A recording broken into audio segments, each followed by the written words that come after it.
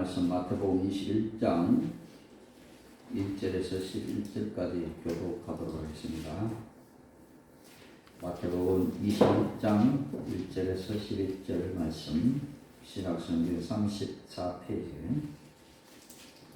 제가 1절 먼저 읽어드립니다. 그들이 예루살렘에 가까이 가서 감난산 벳박에 이르렀을 때에 예수께서 두 제자를 보내시며 이르시되 너희도 맞은편 마을로 가라. 그리하면 곧 여인 나귀와 나귀 새끼가 함께 있는 것을 보리니 풀어 내게로 끌고 오라. 만일 누가 무슨 말을 하거든 주가 쓰시겠다 하라. 그리하면 즉시 보내리라 하시니 이는 선지자를 통하여 하신 말씀을 이루려 하시니라. 시온 딸에게 이르기를 내 왕이 내게 임하나니 그는 겸손하여 나귀 곧 멍에 매는 짐승의 새끼를 탔도다 하라 하였느니라. 제자들이 가서 예수께서 명하신 대로 하여 나귀와 나귀 새끼를 끌고 와서 자기들의 겉옷을 그 위에 얹음에 예수께서 그 위에 타시니 무리의 대다수는 그들의 겉옷을 길에 펴고 다른 이들은 나뭇가지를 베어 길에 펴고 앞에서 가고 뒤에서 따르는 무리가 소리 높여 이르되 호사나 다윗의 자손이여 찬송하리로다. 주의 이름으로 오시는 이여 가장 높은 곳에서 호산나 하더라.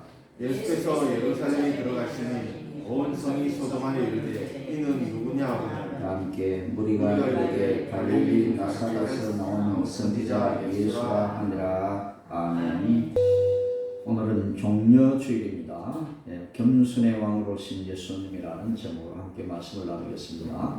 교회를 개척하고 이 본문으로 또 이 동행 본문으로 누가복음 마가복음에도 비슷한 내용들이 있는데 동행 본문으로 설교를 여러 번 했습니다. 오늘도 다른 각도에서 함께 은혜를 나누시기를 바랍니다. 얼마 전 우리가 새로운 대통령을 뽑았죠. 새로운 대통령이 뽑았는데 이제는 인수위라는 그런 기구를 조직해서 대통령이 취임할 준비를 많이 하고 있습니다. 선거 전에 임하면서 많은 대통령 후보자들은 공약을 많이 발표합니다. 제가 만약 대통령이 된다면 어떻게 국민들을 위해서 어떻게 하겠습니다. 많은 공약들을 합니다. 그래서 오늘 우리 대통령으로 뽑힌 윤석열 대통령 당선자도 이제 인수위를 이제 만들고 이 인수위를 통해서 여러 가지 일들을 많이 준비를 하고 있는데 그 가운데서 이 당선자는 국민과 더 가까워지기를 원해서 가장 먼저 청와대 시대를 마감하고 집무실을 다른 곳으로 옮기는 일을 최우선으로 삼고 이 일을 추진하는 것을 우리는 많이 지켜보았습니다. 사실 청와대를 옮긴다라는 이 말은 역대 대통령들이 참 많이 했습니다. 문재인 대통령도 대통령이 당선되고 난 다음에 청와대를 옮기려고 했지만은 여의치가 못했습니다. 여러 가지 많은 난제들 때문에 착수를 하지 못했는데 윤석열 대통령 당선자는 이때 옮기지 않으면 옮길 수가 없겠다 그렇게 생각하고 뭐 다른 일은 다 채쳐주고 그 일만 먼저 추진한 것 같은 그런 모습들을 우리에게 보여주었던 것입니다. 그래서 이제 5월 10일 이후에는 문재인 대통령이 이제 양산으로 이사를 오시면 청와대는 국민들에게 개방 누구나 거기 가서 구경을 할 수가 있을 것입니다. 우리도 그때 한번 갑시다. 그래서 청와대가 어떻게 생겼는지 한번 구경해 보도록 하면 좋겠습니다. 그래서 이 윤석열 대통령이 왜 청와대를 그렇게 옮기려고 하느냐. 청와대가 마치 궁궐 같아서 거기에 들어가면 제왕적인 대통령이 되고 국민들과 소통이 잘 이루어지지 못하기 때문에 이제 이 집무실을 옮겨야 되겠다. 그래서 국민들이 가까운 곳을 옮겨야 되겠다. 뭐 꼭 장소를 옮기다 해서 소통이 이루어지느냐 그런 말도 많이 하고 있습니다만 어떻게 하든지 이 궁궐 같은 이 대통령 집무실을 벗어나서 국민들과 좀 가까워지기 위해서 이제 용산 국방부 촌으로 이제는 옮기게 되어졌다는 거죠. 그렇습니다. 그런데 어떤 사람들은 권력을 쟁취하면은 먼저 자신이 하고 싶은 많은 것을 그렇게 누리려고 합니다. 요즘 퇴임을 앞둔 대통령 부인이 값비싼 옷을 구매한 일 때문에 말이 참 많습니다. 자기 돈으로 안 사고 나라 돈으로 샀느니 뭐 무지무지하게 비싼 옷을 샀는지 여러 가지 말들이 많습니다. 그래서 한쪽에는 그 비싼 옷이 절대 아니다 이렇게 말하는 사람들이 있고 한쪽에는 또 아니다 비싼 옷이다 이렇게 말하는 데 있고 그 비싼 옷들은 다 나라 돈으로 샀다 뭐 여러 가지 말들이 참 많습니다. 근데 정작 본인들은 입을 다물고 있어서 잘 모릅니다. 그렇죠? 그런데 그렇습니다. 이렇게 높은 자리에 가면은 화려한 옷을 입고 싶어 하기도 합니다. 옛날에 그 필리핀 마르코스 대통령 부인이 얼마나 많은 옷들을 입었어요. 그렇게 마르코스 대통령이 쫓겨가고 난 다음에 보니까 그 대통령 궁예관에 보니까 신발들이요 몇천 걸레가 있더랍니다. 값비싼 신발. 엄청나게 사치를 했다라는 거죠. 이렇게 높은 자리에 가게 되면은 사람들은 잘 입고 싶고 잘 먹고 싶고 많은 것들을 누리고 싶은 그런 일들이 있다라는 것입니다. 그래서 대통령 부인이 되면 화려한 옷을 입고 대중들에게 자신을 과시하고 싶은 그런 욕구도 일어날 수 있다라는 것입니다. 어떤 사람은 대통령의 자리에 앉으면 나라를 잘 다스리면서 백성들에게 칭찬과 존경을 받기 위해서 나라를 위해서 좋은 일을 많이 하려고 합니다. 그런 반면에 어떤 사람은 권력을 통해서 자신을 드러내고 자랑하고 싶은 마음도 많이 들 수도 있을 것입니다. 북한의 김정은을 한번 보십시오. 우리가 그 젊은 친구가 27살에 대권을 잡고 이제 권력을 잡고 그렇습니다. 말은 국민들 인민들을 위한다라고 하지만 저 북한 체계를 연결해 보십시오. 미사일 한 방을 쏘는데 돈이 얼마나 많이 들어가는지 모릅니다. 국민들은 굶어 죽어가고 있는데 왜 이렇게 미사일을 쏘아요? 무슨 돈으로 그런 미사일을 쏘아? 그 미사일 한 방 쏘는 거 가지고 수많은 사람들을 먹일 수가 있는데 그들 왜 그렇게 미사일을 쏘아댔겠는지 이해가 되지 않겠죠. 그런데요, 이 미사일이 아니면 핵무기가 아니면 이 권력을 유지할 수가 없기 때문에 체제가 위협을 받기 때문에 어떻게 하든지 핵무기를 개발하고 이 핵무기를 통해서 미국과 한번 대결을 해보고자 하는 그런 일들을 많이 하고 있다는 것입니다. 이 김정일이 하는 것은 목표는 한국이 아니라 미국입니다. 어떻게 하든지 미국을 쓰러뜨리면 자기들의 체제가 유지가 된다는 것을 알고 있기 때문에 어떻게 하든지 인민들을 희생시켜서라도 인민들은 굶어 죽어 나가더라도 그런 어떻습니까? 그렇게 핵무기를 개발하고 미사일을 쏘아대고 이렇게 한다라는 것입니다. 그래서 핵무기가 아니면 다른 무기로 우리나라와 만약 전쟁이 붙는다면 절대로 상대가 되지 않습니다.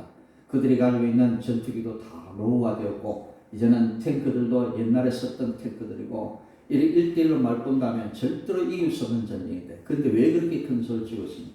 핵무기가 있기 때문에 그들은 그렇게 큰 소리를 치고 체제 유지를 위해서 김씨 일가의 그 권력을 유지하기 위해서 그들은 인민들을 희생시키고 그렇게 한다라는 것입니다. 그래서 그들은 주체 사상이라는 사상을 내세워서 국민들을 순회시키고 어떻게 하든지 김씨 일가에 온 국민들이 충성하도록 그렇게 만들어버린다는 거죠. 여러분들 아십니까? 우크라이나에 전쟁이 일어났는데 정작 러시아 사람들은 그 전쟁의 참상을 제대로 알지를 못합니다. 왜? 바로 알려주지 않으니까. 북한도 그렇습니다. 북한은 우리들처럼 인터넷에 들어가서 온 세계 소식을 다 접할 수 있는 그런 환경이 아닙니다. 철저하게 인터넷을 사용하지 못하도록 봉쇄를 시켜버리기 때문에 일반 국민들은 전 세계가 어떻게 돌아가는지 알 수가 없다는 것입니다. 그래서 남한의 올림픽이 열리고 남한의 월드컵이 열려도 그들은 그것을 알지 못합니다. 그 경기에서 누가 이겼는지 어떤 경기가 펼쳐지는지 그들은 알 수가 없습니다. 세계가 어떻게 돌아가는지 그들을 알 수가 없다는 거죠. 우크라이나가 핵무기를 세계에서 세 번째 많이 가지고 있었는데 우크라이나가 이제는 러시아에서 독립을 하며 소련에서 독립을 하면서 조건이 있었습니다. 그 모든 핵무기는 우크라이나의 것이 아니라 소련 연방국가의 것이기 때문에 소련에 그래서 독립한 러시아에게 고스란히 핵무기가 1000몇 개가 되는 것을 다 돌려주고 나니까 이제는 이 전쟁이 이런 걸 익히 당하고 있는데 김정은에게 보니까 절대로 핵무기는 포기하면 안 되겠구나라는 생각을 하게 되었을지도 모르는 것입니다. 그렇기 때문에 그들은 그렇습니다. 이 권력을 유지하기 위해서 이 체제를 유지하기 위해서 인민들을 희생시키고 어떻게 하든지 김씨 일가의 권력을 유지하려고 그렇게 노력을 하고 있는 것입니다.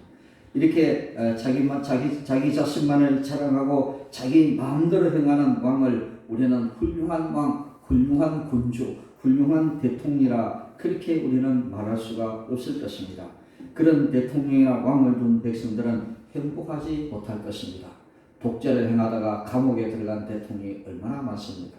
자기의 권력을 쟁취하려고 그렇게 국민을 희생시키고 많은 사람들을 감옥에 가두고 그렇게 하다가 끝내는 자기 자신도 감옥에 들어가는 그런 대통령도 있었다라는 것입니다. 그런데 자기 마음대로 자기 자신만을 사랑하는 왕이 아니라 겸손하게 백성을 사랑하고 백성을 위해서 자기 목숨까지도 아낌없이 주는 그런 왕이 계셨습니다. 그가 바로 오늘 본문에 등장하시는 예수님이십니다.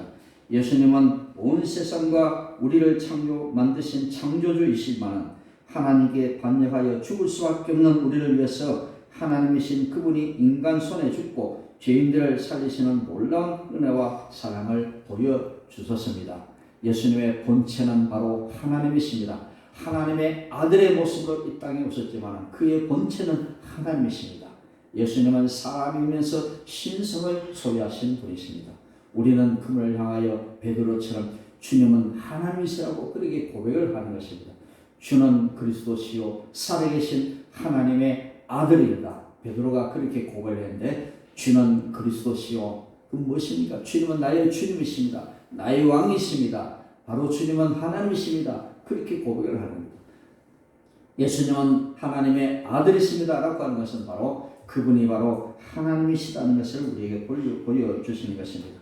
그분의 원래 자리는 하늘에 계셨지만 그분은 천한 사람의 몸을 입고 이 땅에 오셔서 우리를 위해서 십자가에 못 박혀 죽으신 분이시다라는 겁니다.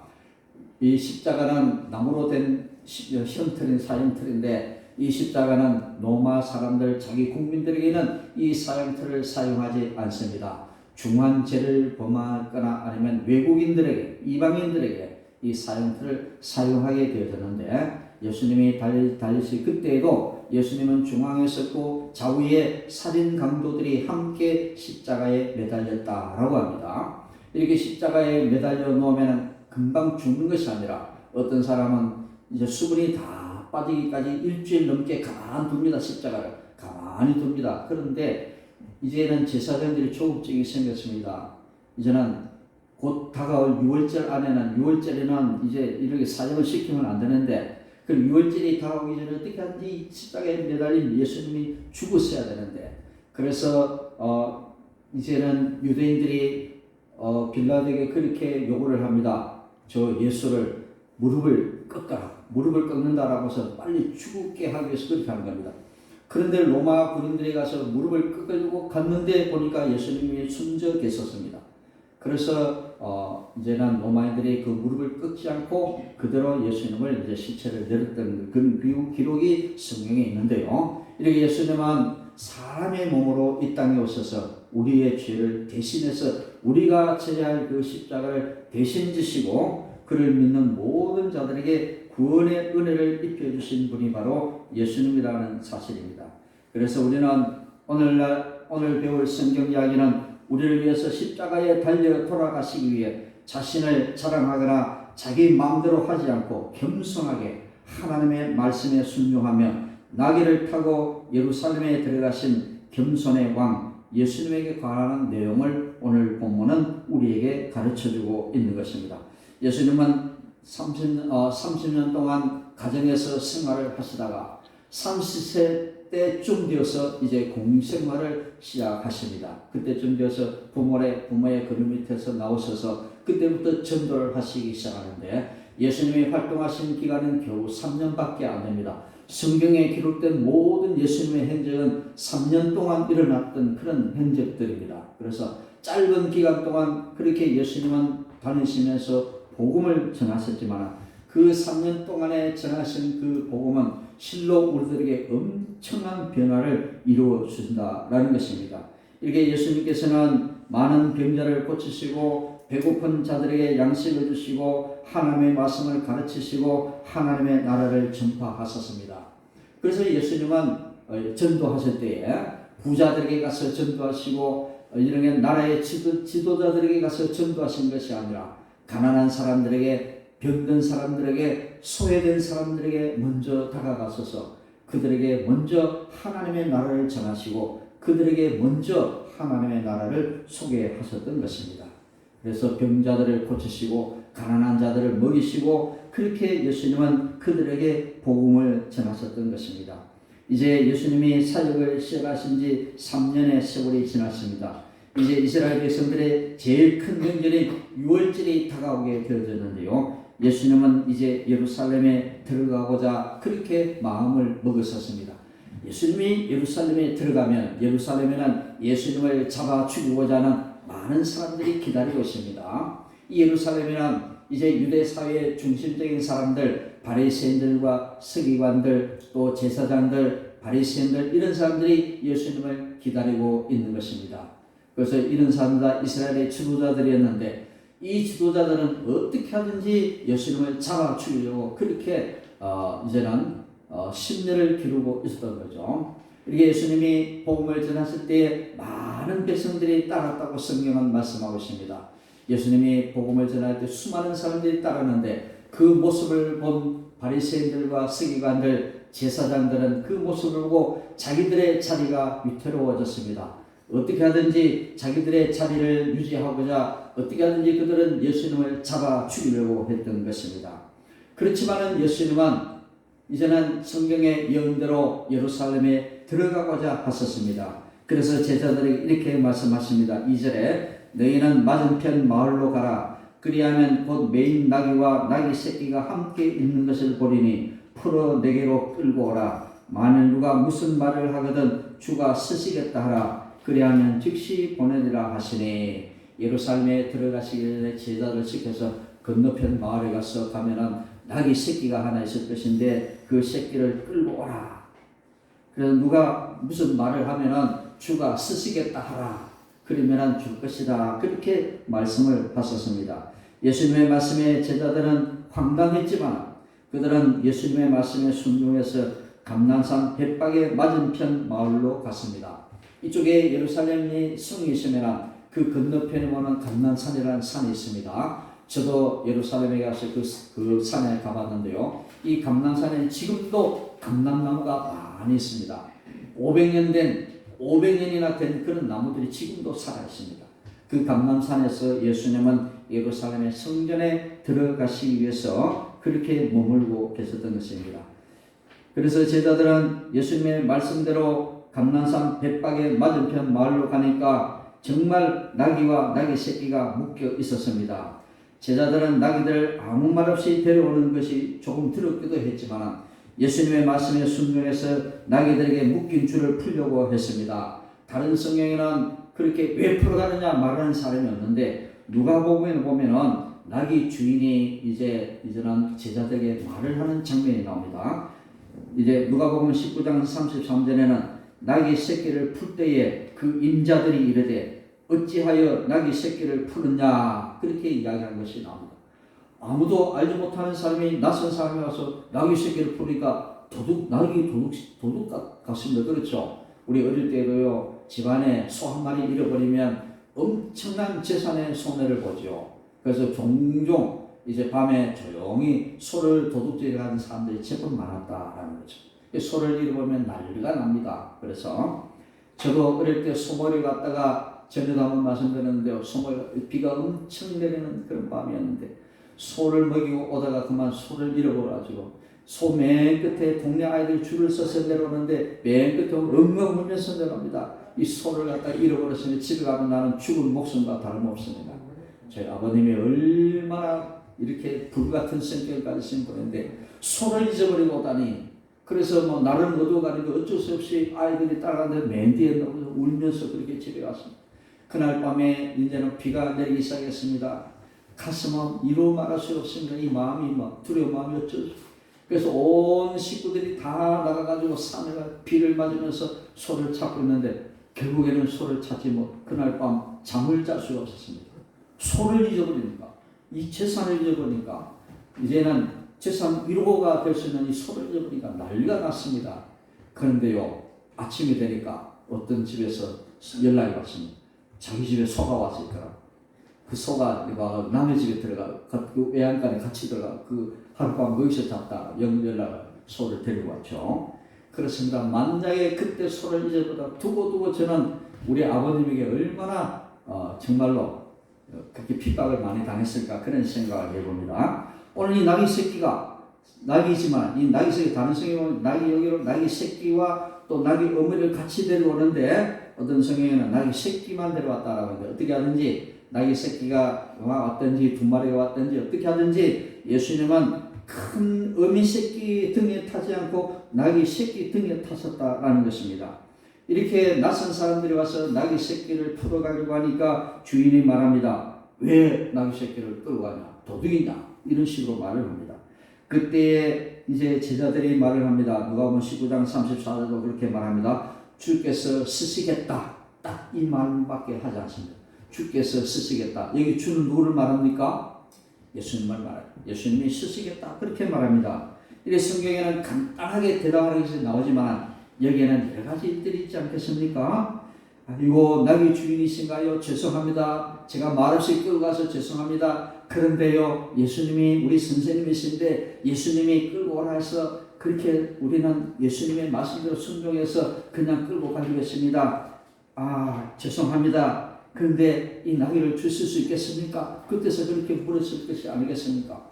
자, 나귀 주인이 이 말을 듣고 나니까 예수님이 쓰시겠다라고 하니까 선뜻 내어주는 것은 다 이유가 있지 않겠습니까? 평소에 예수님을 그분이 예수님을 이렇게 만난 적이 있었든지 아니면 소식을 들어서 이 예수님이 기적을 많이 행하시고 좋은 일들을 많이 행하시는 것을 알았기 때문에 기꺼이 자기 나귀를 예수님의 제자들에게 내어주었을 것이다. 우리는 그렇게 추측을 할 수가 있는 것입니다. 제자들은 이렇게 가지고 나귀와 나귀 새끼 위에 자기들의 겉옷을 얹었습니다. 두 마리가 왔지만 어미의 등에 겉옷을 얹지 않고 나귀 새끼 등에 겉옷을 얹었습니다. 그리고 예수님이 그 위에 타셨습니다. 우리는 그렇게 상상을 해봅니다. 왜 큰 어미의 등에 어미 나귀 등에 예수님이 타지 아니하시고 나귀 새끼 등에 탔을까? 어미 나귀는 새끼 나귀를 앞장서서 갑니다. 새끼 나귀가 어느 곳을 가는 것을 알지 못하기 때문에 이 어미는 아마 새끼 나귀가 잘 따라올 수 있도록 먼저 앞서 갔었을 것입니다. 우리는 그렇게 추측할 수가 있습니다. 그런데 예수님은 어미 등에 타지 않으시고 작은 새끼 등에 타시고 이제는 예루살렘에 들어가시는 것입니다. 많은 사람의 병을 고치시고 죽은 자를 살리시고 오병이의 기적으로 많은 사람에게 양식을 주시며 배불리 먹이시고 하나님의 나라를 가르쳐 주신 예수님이 작은 나귀를 타시자 지금 조금 초라하게 보였지만 사람들은 예수님을 환영하면서 호산나 호산나 찬양하면서 예수님을 환영했던 것입니다. 그 당시에는 왕이 나갈 때는 이제는 말을 타고 이제는 가는 모습을 많이 보게 됩니다. 그렇습니다. 지금도 그렇습니다. 여러분들 백두산에서 김정은이가 흰 말을 타고 이렇게 했는 모습을 여러분들이 보셨죠? 그렇습니다. 말을 탄 것은 흰 말을 탄 것은 내가 바로 백두혈통이다 라는 것을 온 국민들에게 나타내고자 했던 것입니다. 내가 백두혈통이다. 내가 바로 우리 할아버지 김일성의 손자이고 그 혈통을 잇는 사람이고 이 권력을 이어받은 사람이다. 이어받은 사람이라는 것을 과시하려고 하는 그런 모습이었다는 거죠. 왕이 말을 타는 것은 바로 자기의 권력을 과시하는 것입니다. 그런데 이 왕이신 예수님이 나귀를 타신 것은 바로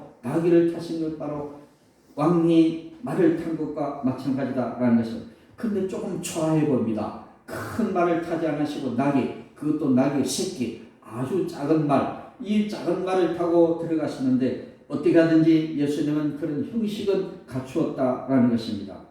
하지만 예수님은 말씀하신 대로 나귀 새끼를 타고 제자들과 함께 예루살렘으로 출발을 했던 것입니다. 6월절 절기가 되면 예루살렘은 각지에서 온 사람들로 북적이는 그런 때였습니다. 예수님이 나귀를 타시고 예루살렘으로 입성하신 때는 6월절을 며칠 앞둔 그런 때였습니다. 예수님이 예루살렘에 오신다는 소문이 온 성에 가득 퍼졌습니다. 사람들은 너도 나도 이스라엘의 왕이 되실지 모르는 예수님을 보려고 겉옷을 길가에 펴고 또 다른 이들은 나뭇가지를 베어 길에 펴서 예수님이 오실 길을 준비를 했습니다.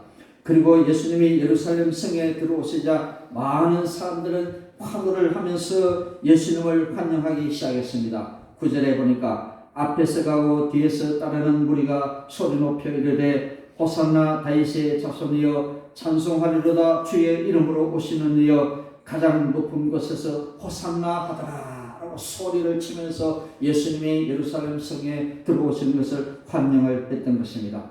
호산나라는 무슨 뜻이냐? 도우소서 혹은 구원하소서라는 그런 뜻입니다. 도와주소서, 우리를 구원하소서라고 하는 것은 바로 예수님이 하나님이 보내신 메시아라는 그런 뜻입니다.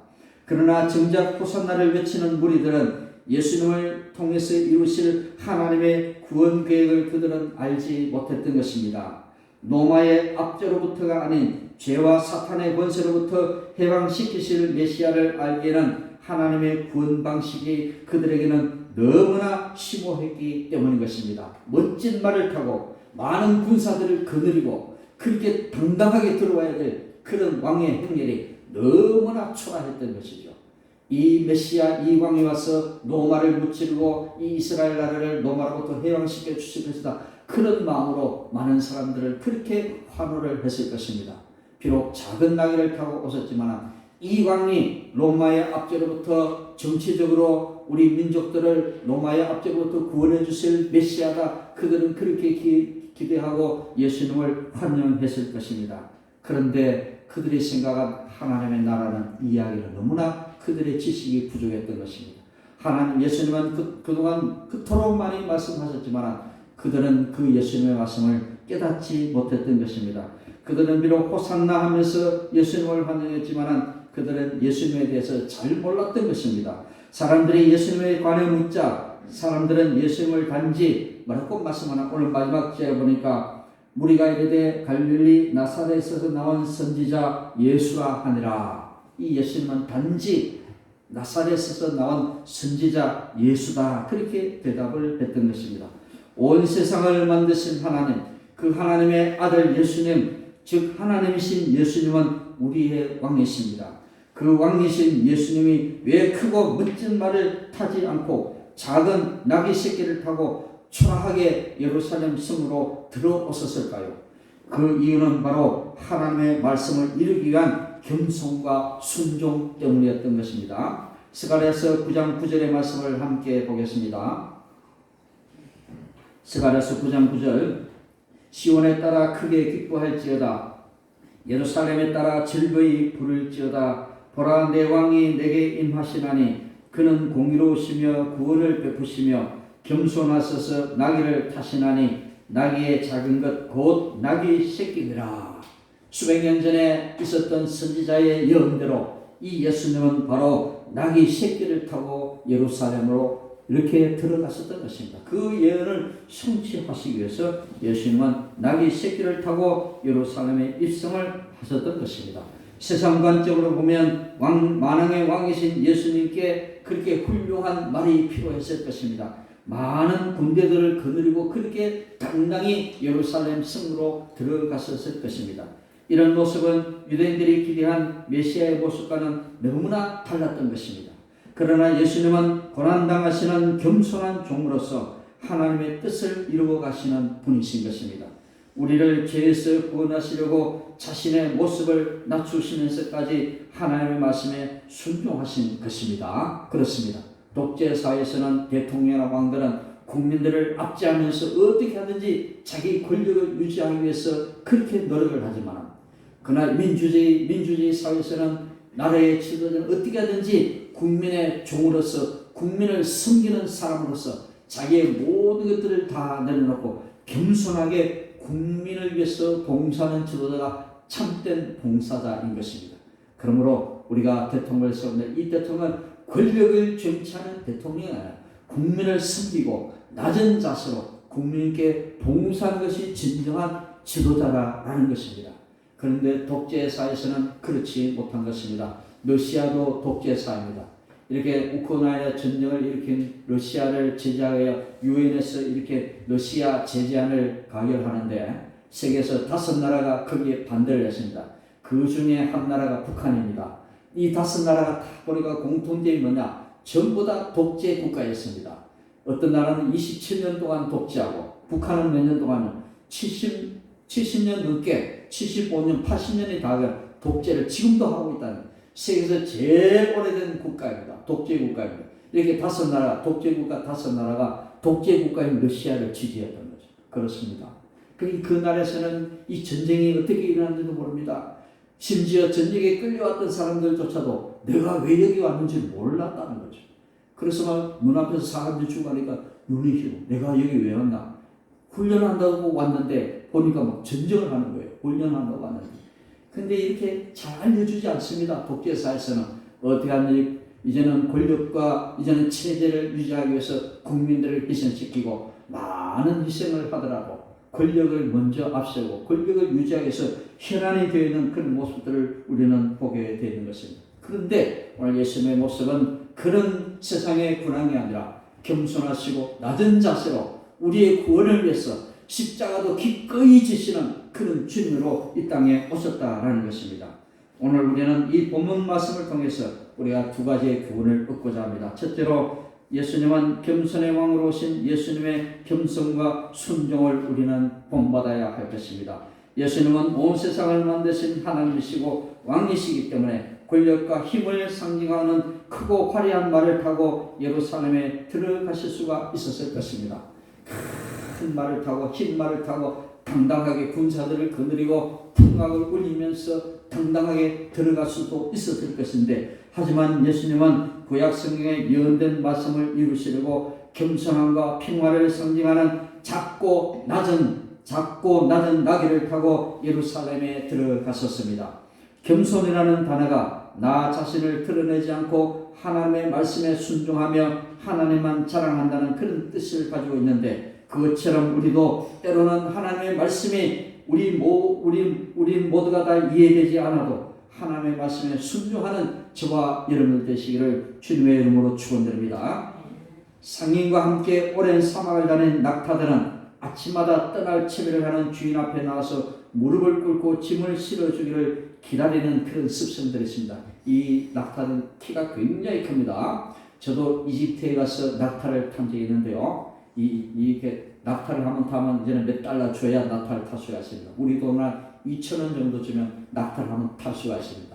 근데 이 낙타를 타려면 낙타가 엎드려야 됩니다. 딱 엎드려가 기다리시면 낙타에 타고 있으면 낙타 앞에 올라간 뿔이 있죠. 그 뿔을 딱 잡고 있으면 낙타가 탁 일어나면 이제 이 낙타가 서 있는 상태에서는 우리가 탈 수가 없어요. 말은 받침대를 잡고 올라갈 수 있지만 낙타는 절대로 탈 수가 없습니다.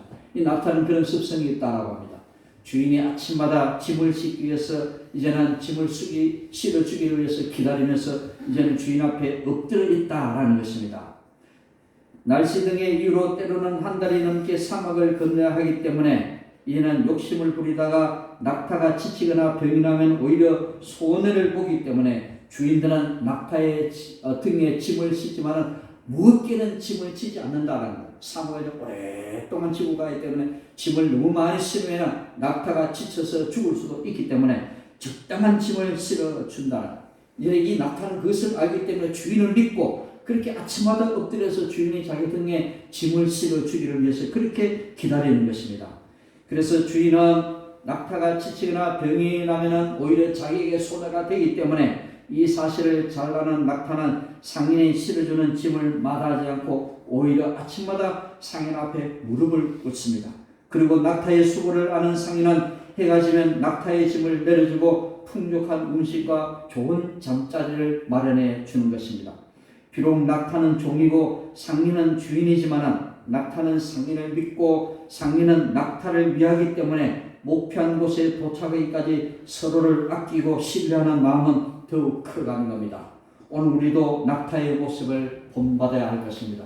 우리가 때로는 짐을 지고 가는 인생들을 걸어갈 수는 있겠지만 하나님은 결코 여러분들에게 무거운 짐은 지우지 않는다는 사실을 여러분들이 아시길 바랍니다. 우리가 때로는 하나님 너무 무거워요. 왜 이런 짐을 저에게 주시나요? 감당할 수가 없어요라고 하지만 하나님의 편에서 보면 우리 성경에 말씀하신 대로 우리가 감당치 못할 시험은 절대로 주지 않으신다라고 그렇게 말씀하셨습니다. 야고보서야 그렇습니다. 하나님 우리에게 짐을 주시지만은 우리가 지지 못할 짐은 결코 지우지 아니하신다라는 것입니다. 그렇습니다. 우리는 그 주님을 믿어야 되는 것입니다. 그 주님을 믿고 우리는 날마다 주님 앞에 엎드려서 주님이 우리에게 짐을 지어 주실 것을 우리는 믿고 주님 앞에 엎드려야 하는 것입니다.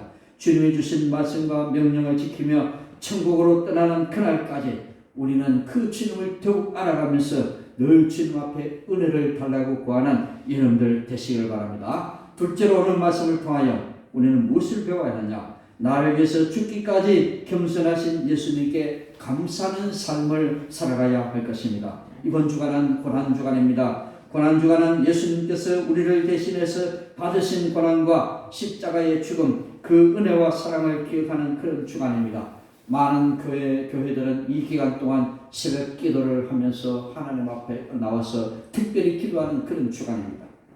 그렇지만은 그것보다도 우리는 이 한 주간 동안 그 주님이 우리를 위해서 고난당하신 한 주간의 그 고난을 기억하면서 우리도 함께 그 고난에 참여하는 한 주간이 되어야 할 것입니다. 따라서 이번 주에는 우리가 나 자신을 드러내고 내 마음대로 행하며 사는 것이 아니라 겸손하게 내가 좋아하던 모든 것들을 다 줄이고 하나님 말씀을 더 읽고 기도하고 그렇게 고난을 생각하면서 지내는 한 주간이 되어야 할 것입니다. 종려주일과 고난주간을 맞이하여 예루살렘에 입성하시는 주님의 모습을 통해서 우리는 겸손함으로 하나님이 높이시는 그런 성도가 되시고 늘 여러분들의 삶 가운데서 희생과 섬김의 삶을 통해 우리가 살아가고 있는 모든 공동체와 가정이 아름답고 건강한 평화의 공동체가 되기를 주님의 이름으로 간절히 축복합니다. 기도하겠습니다. 좋으신 하나님 감사를 드립니다.